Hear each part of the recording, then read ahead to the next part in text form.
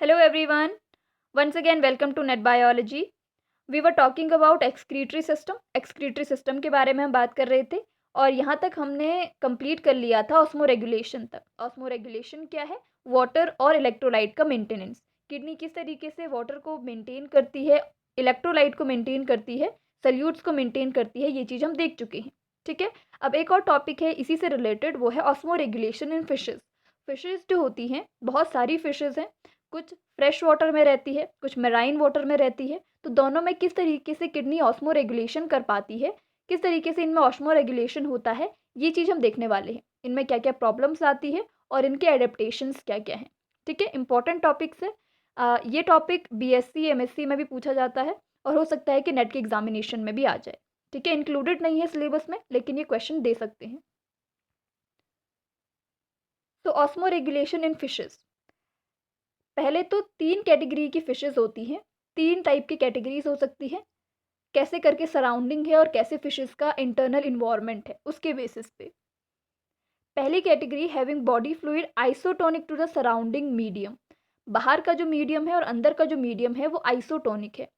यहाँ पे कोई भी ऐसी जो बॉडी का फ्लूइड है वो कंसनट्रेटेड नहीं है ज़्यादा. जितना आइसोटोनिक मतलब ना तो ज़्यादा कंसनट्रेटेड और ना ही ज़्यादा डाइल्यूट. वैसा ही बाहर का सराउंडिंग का भी मीडियम है, ना तो ज़्यादा कंसनट्रेटेड और ना ही ज़्यादा डाइल्यूट. तो ऐसी कंडीशन वाली जो फिशेज़ होती हैं, जो ऐसी कंडीशंस में रहती हैं, उनमें ऑस्मो रेगुलेशन के लिए ज़्यादा प्रॉब्लम नहीं आती है, या इनमें कोई प्रॉब्लम या कोई एडेप्टेशन ऐसी नहीं होती है, क्योंकि बाहर का जो सराउंडिंग मीडियम है और अंदर का जो मीडियम है वो सेम सेम है. तो उनमें इस टाइप की प्रॉब्लम्स नहीं आती है कि वाटर अंदर को मूव करेगा, सल्यूट बाहर को मूव करेंगे, ऐसा टाइप का कुछ नहीं होता है. प्रॉब्लम्स किस में आती हैं? फ्रेश वाटर फिशेस और मेराइन फिशेस, जिनका अंदर का, किसी में ऐसा होगा कि अंदर का इन्वायरमेंट ज़्यादा कंसनट्रेटेड है, किसी में अंदर का कम है, बाहर का ज़्यादा है. ऐसी कंडीशंस में प्रॉब्लम आती है. तो ये जो आइसोटोनिक वाली कंडीशन है, वहाँ पे कोई प्रॉब्लम नहीं आती है ऐसी टाइप की फिशेस में. जैसे जो हैग फिश होती है वो इस इन्वायरमेंट में रहती है. दूसरी जो कैटेगरी है having body fluid hypertonic to the surrounding, जैसे कि फ्रेश वाटर फिशेस. बाहर का जो मीडियम है वो क्या है? डाइल्यूट मीडियम है और अंदर का मीडियम कंसनट्रेटेड है, बॉडी फ्लूइड कंसनट्रेटेड है, यानी कि हाइपरटोनिक है. तो ऐसी कंडीशंस जो आई, इस कंडीशन में प्रॉब्लम आती है और ऐसी फिशेस में कुछ स्पेशल एडेप्टेशंस मिलती हैं. तीसरी category having body fluid hypotonic to the surrounding. अंदर का इन्वायरमेंट डाइल्यूट है कंपैरेटिव टू आउटसाइड. और आउटसाइड यानी कि मेराइन वाटर, और आपको पता है मेराइन वाटर सॉल्टी होता है, तो बाहर का जो कंसंट्रेशन होगा सोल्यूशन का वो ज़्यादा होगा और अंदर का कम होगा. तो इनमें भी प्रॉब्लम आती है और इनमें भी स्पेशल एडेप्टेशंस मिलती हैं. तो वही चीज़ हम डिस्कस करने वाले हैं इन 2 टाइप की कैटेगरीज की फिशेज़ में. ठीक है. इसके अलावा माइग्रेटरी फिशेज़ भी होती हैं, उनमें भी हम बात करेंगे. पहला, osmo regulation in fresh water fishes. ऐसी फिशेस जिनका जो बॉडी का फ्लूइड है वो हाइपरटोनिक है कंपैरेटिव टू सराउंडिंग. बाहर जो है वो ज़्यादा कंसनट्रेटेड नहीं है, फ्रेश वाटर है तो यहाँ पे ज़्यादा सल्यूट पार्टिकल्स होते नहीं हैं, सॉल्टी ये होता नहीं है. तो बाहर का जो कंसनट्रेशन है वो क्या है? हाइपोटोनिक है. और अंदर का जो बॉडी फ्लूइड है वो हाइपरटोनिक है. ठीक है. एग्जाम्पल्स कौन कौन है फ्रेश वाटर फिशेस के? जैसे रोहू फिश हो गया, कतला फिश, या सिल्वर कार्प. ये सारी फिशेस फ्रेश वाटर की फिशेस होती हैं, जो ऐसे मीठे पानी में रहती है, सॉल्टी पानी में नहीं रहती है, फ्रेश वाटर में रहने वाली फिशेस होती हैं. जैसे नदी में हो गया, तालाब में, इनमें रहने वाली फिशेस को क्या कहते हैं? Fresh water fishes. ठीक है. तो इनमें प्रॉब्लम्स क्या होती हैं? Fresh water fishes has osmolarity approx 200 to 300 milli osmole per litre. Osmolarity क्या है? सल्यूट को मापने की, एक सल्यूट कंसंट्रेशन को मापने का इसका मेजरमेंट है ये. ठीक है. ऑस्मोलैरिटी भी होता है, टोनिसिटी भी होता है. इन दोनों में डिफरेंस क्या है, ये चीज़ एक वीडियो में डिस्कस करेंगे हम. उस वीडियो का मैं लिंक आपको डिस्क्रिप्शन में दे दूंगी, या फिर यहाँ पे आई बटन में आपको उस वीडियो का लिंक मिल जाएगा. ऑस्मोलैरिटी और टोनिसिटी क्या है. ठीक है. तो जो ऑस्मोलैरिटी है, इनमें अप्रॉक्सीमेटली 200 टू 300 मिली ऑस्मोल होती है, जो कि हर एक एनिमल में मिलती है. 300 मिली ऑस्मोल तक प्लाज्मा की ऑस्मोलैरिटी होती है. लेकिन सराउंडिंग क्या है? Surrounding water has osmolarity approximately 50 to 100 milli osmole per litre. तो बाहर की जो ऑस्मोलैरिटी है वो कम है, यानी कि सल्यूट कंसंट्रेशन बाहर कम है और सल्यूट कंसंट्रेशन अंदर ज़्यादा है. राइट. अंदर कितना है? 200 to 300 मिलियोस्मोल और बाहर केवल 50 से 100 तक।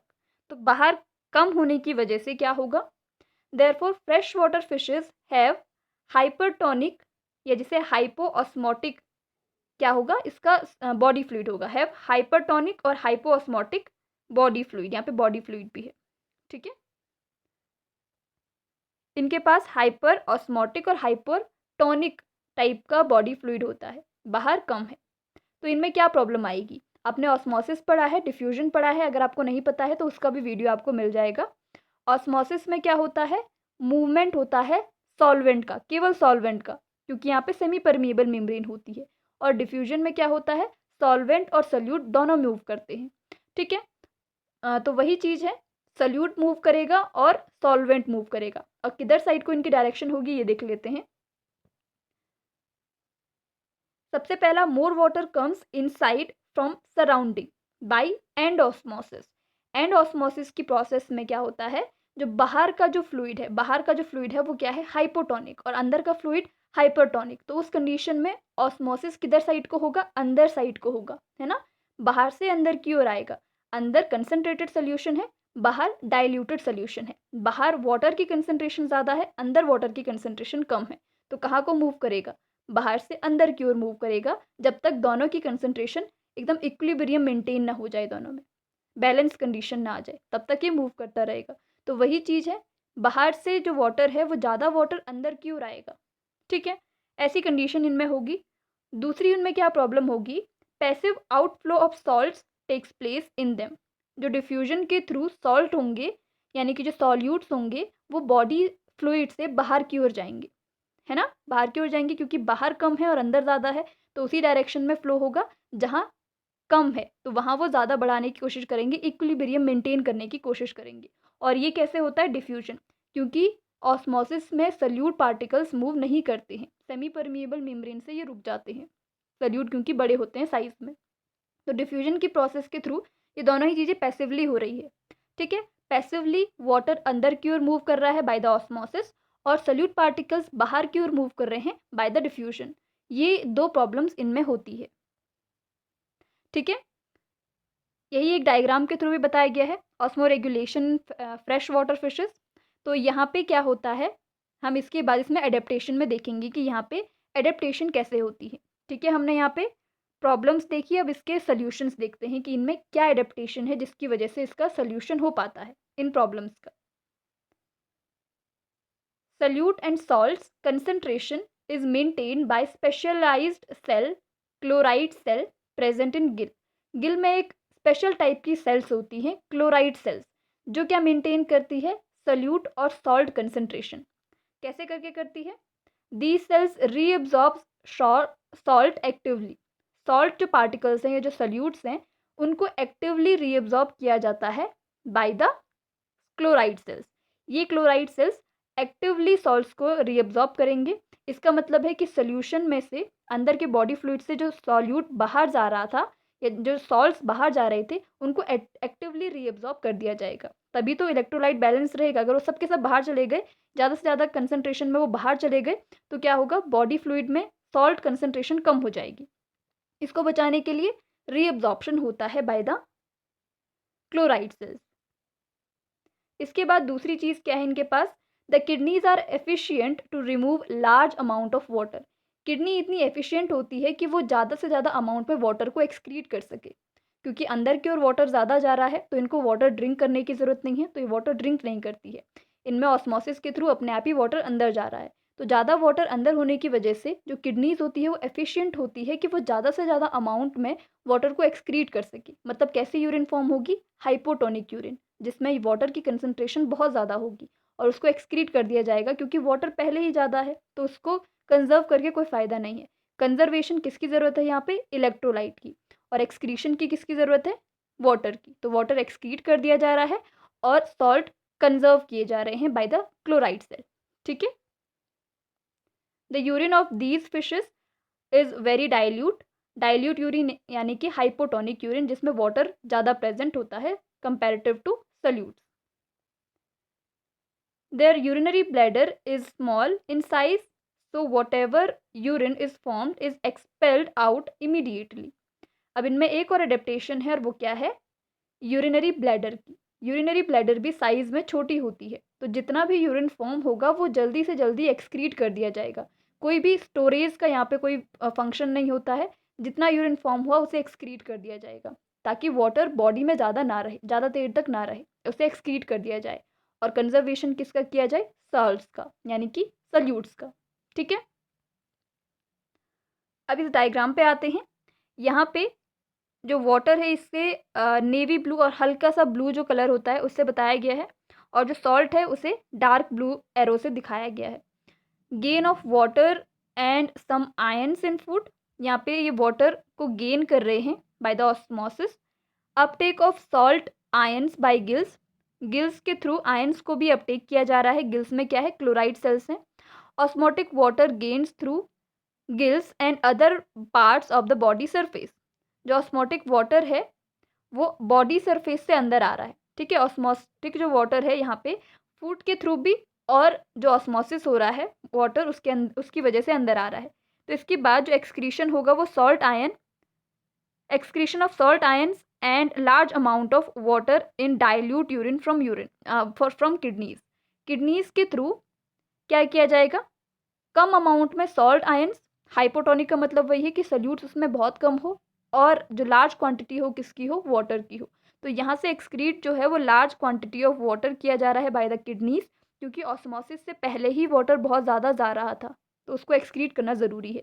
और गिल्स के थ्रू अपटेक किया जा रहा है ज़्यादा से ज़्यादा सॉल्ट आयन का, ताकि वो ज़्यादा बाहर ना जाए डिफ्यूजन की प्रोसेस के थ्रू। ठीक है, तो इसमें ही अडेप्टेशंस मिलते हैं, और उन प्रॉब्लम्स का, जो भी हमने प्रॉब्लम्स की बात की थी, वो सॉल्व हो जाती है। ठीक है, ये थी बात फ्रेश वाटर फिशेस की। अब दूसरी जो कंडीशन है वो क्या है, मेराइन फिशेस की। Osmo regulation in marine fishes. Marine water का मतलब है जो सॉल्टी वाटर होता है, समुद्र का पानी सॉल्टी होता है, तो वहाँ पे सल्यूट पार्टिकल्स ज़्यादा होते हैं, राइट। ऐसी फिशेस के एग्जाम्पल्स हैं shark, well, torpedo, sea horse etcetera. जितने भी समुद्र में पाई जाने वाली मछलियाँ हैं वो क्या होती है, मेराइन फिशेस होती हैं। इनमें क्या प्रॉब्लम होती है ऑस्मो रेगुलेशन में, marine fishes has osmolarity approximately 200 to 300 milli osmole per litre. वही जैसे पहले वाली केस में भी था, वैसी टाइप की फिशेस होती हैं, उनके अंदर की जो ऑस्मोलैरिटी है वो 200 to 300 मिली ऑस्मोल है। And the surrounding environment has osmolarity approximately 1000 to 2000 milli osmole per litre. तो यहाँ पे बाहर का इन्वायरमेंट जो है वो ज़्यादा हाइपर ऑस्मोटिक है ना, मैं ऐसा कह सकते हैं कि हाइपर ऑस्मोटिक है। 1000 to 2000 मिली ऑस्मोल, यानी कि जो बाहर की कंसंट्रेशन होगी सल्यूट पार्टिकल्स की वो बहुत ज़्यादा है और अंदर की कम है। तो इस कंडीशन में क्या होगा, सेम अपोजिट होगा पहली वाली कंडीशन से। Therefore in marine fishes body fluids are less concentrated, या जिसे हम हाइपोटोनिक और हाइपोऑस्मोटिक कहते हैं। अंदर का जो बॉडी फ्लूइड है वो क्या है, कम कंसंट्रेशन वाला है। तो इनमें क्या प्रॉब्लम होगी, more water goes outside from the body by exosmosis. अब बाहर कम वाटर कंसंट्रेशन है, सल्यूट पार्टिकल्स ज़्यादा हैं, तो अंदर से बाहर की ओर जाएगा, है ना। अंदर डाइल्यूट सोल्यूशन है, बाहर कंसंट्रेटेड है, तो डाइल्यूट से कंसंट्रेशन, जो कंसंट्रेटेड सोल्यूशन होता है वहाँ तक मूवमेंट होता है सॉल्वेंट पार्टिकल्स का। तो सॉल्वेंट क्या है, वाटर, तो वाटर का एक्सऑस्मोसिस होता है, बाहर की ओर मूवमेंट होता है। और दूसरी प्रॉब्लम क्या होती है इनमें, पैसिव इनफ्लो ऑफ सॉल्ट्स और सल्यूट्स ड्यू टू डिफ्यूजन। बाहर से सॉल्यूट्स या सॉल्ट जो है वो अंदर की ओर मूव करेंगे बाय द डिफ्यूजन, क्योंकि बाहर ज़्यादा है, हाई कंसंट्रेशन से लो कंसंट्रेशन की तरफ जाएंगे। ठीक है, तो ये मूवमेंट इनमें भी होगा, और ये दोनों क्या होंगे, पैसिव मूवमेंट है। तो यहाँ पे कुछ ऐसी एडेप्टेशन होगी जो वाटर के मूवमेंट को, या वाटर का जो एक्सक्रीशन हो रहा है, वाटर ज़्यादा लॉस हो रहा है, उसे प्रिवेंट कर सके, और दूसरा जो सल्यूट पार्टिकल्स अंदर की ओर आ रहे हैं उनका ज़्यादा से ज़्यादा एक्सक्रीशन कर सके, पहली वाली कंडीशन के एकदम अपोजिट। ठीक है, तो यहाँ पे इसके एडेप्टेशंस की बात करते हैं, इन प्रॉब्लम्स के सॉल्यूशंस क्या हैं। सबसे पहला यहाँ पे वाटर लॉस हो रहा है, तो वाटर लॉस को प्रिवेंट करने के लिए ये क्या करती है, सी वाटर को ड्रिंक करती है। पहली जो फिशेस थी फ्रेश वाटर फिशेस, वो ड्रिंक नहीं करती थी वाटर को, बल्कि वाटर का एक्सक्रीशन करती थी। यहाँ पे वाटर को कंजर्व करने की ज़रूरत है। एंड एक्सक्रीटिंग हाइपरटोनिक यूरिन, यहाँ पे कंसनट्रेटेड यूरिन फॉर्म होती है, वहाँ पे हाइपोटोनिक यूरिन फॉर्म हो रही थी क्योंकि बॉडी में पहले ही वाटर ज़्यादा प्रेजेंट था, तो उसका एक्सक्रीशन ज़रूरी था। अब यहाँ पे वाटर का लॉस हो रहा है, तो यहाँ पे कंजर्वेशन की ज़रूरत है, तो हाइपरटोनिक यूरिन फॉर्म करेगी किडनीज इस टाइप की फिशेज में। दूसरा, सल्यूट्स और जो सॉल्ट्स हैं are actively pumped out by the chloride cells. बाहर जो बॉडी का इन्वायरमेंट है वहाँ पे सल्यूट पार्टिकल्स ज़्यादा हैं और उसकी वजह से वो अंदर की ओर मूव कर रहे हैं, क्योंकि अंदर डाइल्यूट सोल्यूशन है, तो अंदर की ओर मूव कर रहे हैं, हाई कंसनट्रेशन से लो कंसनट्रेशन की तरफ ये मूव कर रहे हैं। तो उस टाइम पे क्या होगा, अंदर सॉल्ट कंसनट्रेशन बढ़ जाएगी, तो इनको एक्टिवली बाहर फेंकने की ज़रूरत पड़ेगी, इनको एक्सक्रीशन की ज़रूरत पड़ेगी। पहले वाले केस में इनको क्या करा जा रहा था, कंजर्व किया जा रहा था, यहाँ पे इनके एक्सक्रीशन की ज़रूरत पड़ेगी सल्यूट पार्टिकल्स की, तो ये एक्टिवली पंप किए जाएंगे क्लोराइड सेल्स के थ्रू। वहाँ पे भी क्लोराइड सेल्स काम कर रही थी गिल्स में जो प्रेजेंट थी, लेकिन वो रीअब्जॉर्ब कर रही थी, यहाँ पे ये एक्सक्रीट करेगी, एक्टिवली पंप करेगी उनको बाहर। ठीक है, glomeruli of these fishes are reduced और पुअरली डेवलप। ग्लोमेरुलाई, यहाँ पे जो ग्लोमेरुलस होता है वो पुअरली डेवलप होता है, और मैंने कहा था जो लोअर वर्टिब्रेट्स होते हैं इनमें जो मेनली एक्सक्रीशन हो पाता है वो सेक्रीशन के थ्रू होता है। जो अल्ट्रा फिल्ट्रेशन की बात होती है तो यहाँ पे ग्लोमेरुलाई जो होते हैं वो बहुत रिड्यूस्ड होते हैं, तो सिक्रीशन की जो प्रोसेस है, एक्टिवली जो सेक्रीट किया जाता है ब्लड के थ्रू, सेक्रीशन की प्रोसेस हमें रीअब्जॉर्प्शन, सेक्रीशन और अल्ट्रा फिल्ट्रेशन तीनों होते हैं। तो यहाँ पे जो मेनली एक्सक्रीशन होता है वो सेक्रीशन के थ्रू होता है, तो सेक्रीशन के टाइम पे ज़्यादा सॉल्ट को सेक्रीट किया जाएगा और रीअब्जॉर्प्शन वाटर का ज़्यादा बढ़ाया जाएगा। किस केस में, इन टाइप की फिशेस में। ठीक है, तो इनमें ये एडेप्टेशंस हैं किसके लिए, ऐसे इन्वायरमेंट में रहने के लिए जो मेराइन हो। अगर हम किसी मेराइन फिश को फ्रेश वाटर में डाल दें तो वो उसके वहाँ पे वो सर्वाइव नहीं कर पाएगी, या किसी फ्रेश वाटर फिश को मेराइन वाटर में डाल दें तो वहाँ पे वो सर्वाइव नहीं कर पाएगी, क्योंकि उसकी बॉडी उस तरीके से अडेप्टेड है, उस इन्वायरमेंट के लिए अडेप्टेड है। ठीक है, तो एकदम अपोजिट हो जाएगा उसका, तो वो सेम वो वही कंडीशन होगी कि वो सर्वाइव नहीं कर पाएगी। ठीक है, यहाँ पे osmo regulation in marine fishes दिखाया गया है।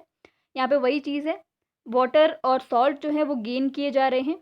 Excretion of salt ions from gills, excretion यहाँ पे सॉल्ट का बढ़ जाएगा। रीअब्जॉर्प्शन किसका होगा, रीअब्जॉर्प्शन ज़्यादा किया जाएगा वाटर का। Osmotic water loss through gills and other parts of the body.